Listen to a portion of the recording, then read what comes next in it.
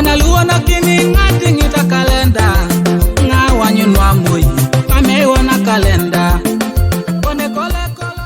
everyone, my name is Winfred, Stella, Nakiria, a proud child from the land of Emorimo, the land of Ateso. And today I bring to us the Ateso calendar, that is the 12 months of the year as appreciated and understood in Teso.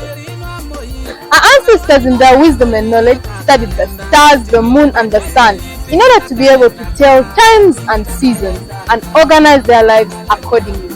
The first month is called Orara. Orara gets its name from a word Arara, which literally means shadow.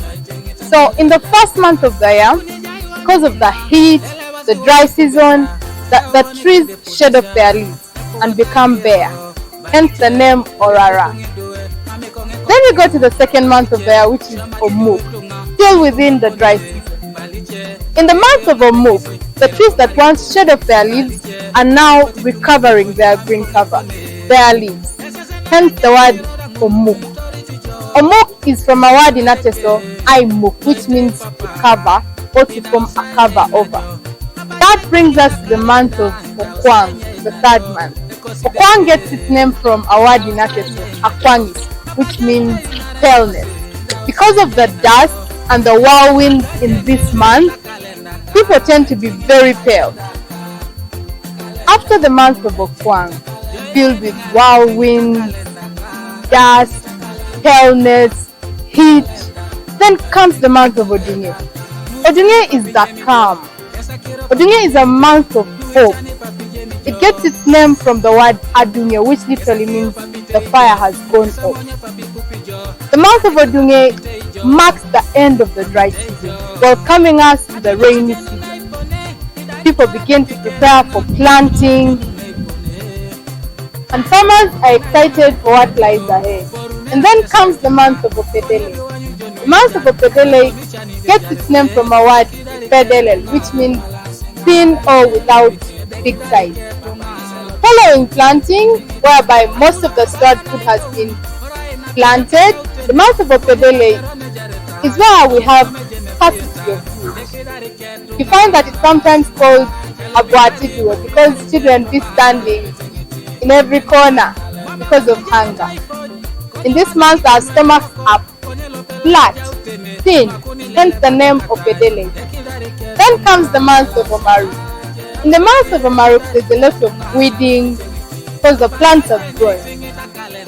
This month gets its name from a type of mushroom called Emaru, when there are many Emaru. In this month, this mushroom is abundant on our ant hill, and hence the name Omaru. And then comes the month of Omodokokingol. Omodokokingol is the month, I think, the best month. Omodokokingol is the month of harvest. What we have planted has matured, and now we are harvesting. There is food abundance, and when atap is prepared, it's usually much atap, and it even still stays on the mingling stick and the saucepan. It would mean Imodokok Akingol, which means the mingling stick is still having food remaining. Then comes the 8th month, the month of Otikoik. Otikoik literally means one with a big stomach. Finding us within the harvest season still, the month of Otikoik is a month filled with food abundance. We have eaten and our stomachs stopped. Then comes the 9th month, the month of Otibar. Still also within the harvest time. We're still harvesting, there's food abundance. Literally we have so much that we could call ourselves rich. Otibar literally means the month where we are rich. Ibar in Ateso is to be rich. The month is called Otibar. And then we come to Osokosokoma. The month of Osokosokoma is my birth month, and it gets its name from the word sok. Literally, when it's because of the coldness that is in the month, people be like sok because of the coldness. That is the month of Osokosokoma. Then we come to the month of Osuban. The month of Osuban gets its name from a word Asuban, which is literally a traditional ceremony. The month of Osuban was the month where there was feasting, celebration. It is time to party. In the month of Osuban, families would collect their millet that they have got from the months of harvesting, and they make a lot of ajon.